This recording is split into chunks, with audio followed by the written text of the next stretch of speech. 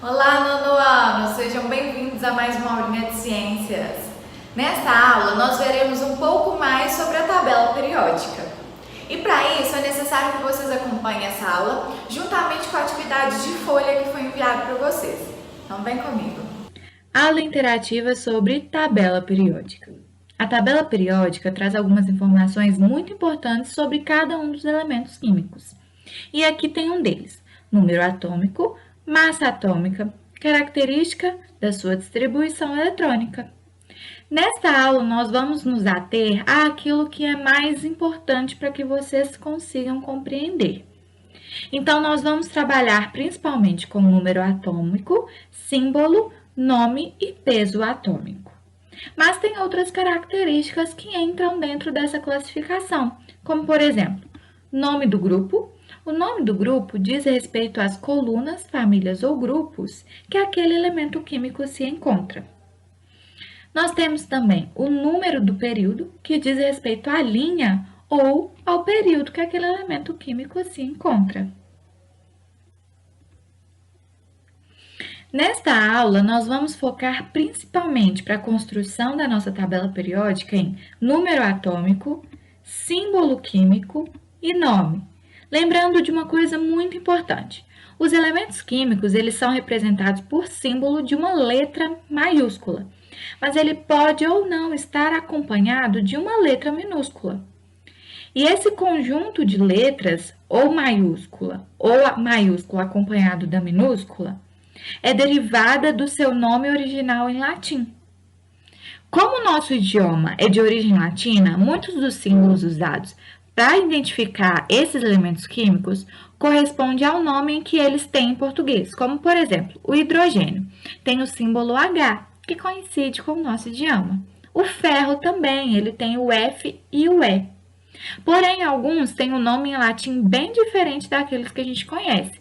Por exemplo, o enxofre, ele tem como símbolo o S, que vem do latim sulfur. Então, são essas informações necessárias dentro da nossa tabela periódica. Nós vamos voltar a discutir nelas lá no final. Na tabela periódica, os elementos eles estão organizados em forma crescente de número atômico. Como, por exemplo, o número 1 nós temos o hidrogênio, o 2 nós temos o hélio, o 3 o lítio, o 4 o berílio e assim por diante.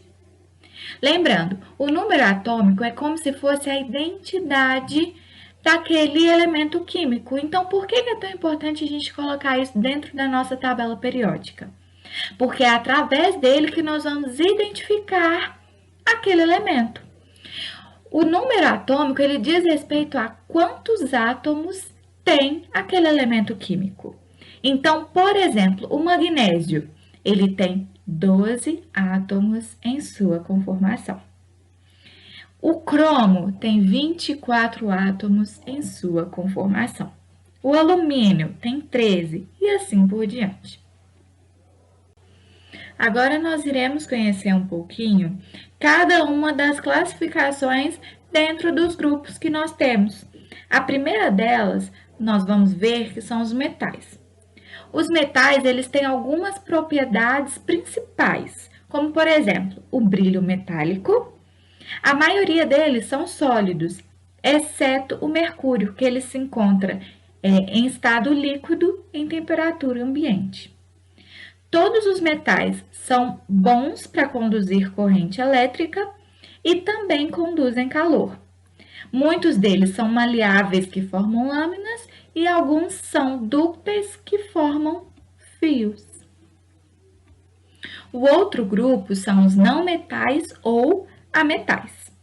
Esses elementos possuem as características completamente opostas aos metais, ou seja, eles não são bons nem de condutores de calor, nem de eletricidade. Alguns elementos, eles se apresentam nos 3 estados físicos da matéria. O boro, ele se apresenta em estado sólido, o enxofre também em estado sólido, o bromo em estado líquido e o oxigênio, também temos como exemplo o nitrogênio, em estado gasoso. Gases nobres.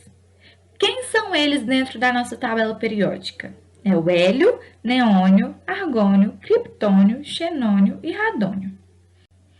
Esses elementos, eles em temperatura ambiente são encontrados em estados gasosos. E na natureza, muitas das vezes, eles são encontrados de forma isolada, ou seja, ele não está associado a nenhum outro elemento químico. E por que disso? Porque eles são mais estáveis vivendo sozinhos. Quando eles encontram outro elemento químico, pode haver uma reação e até mesmo explosões.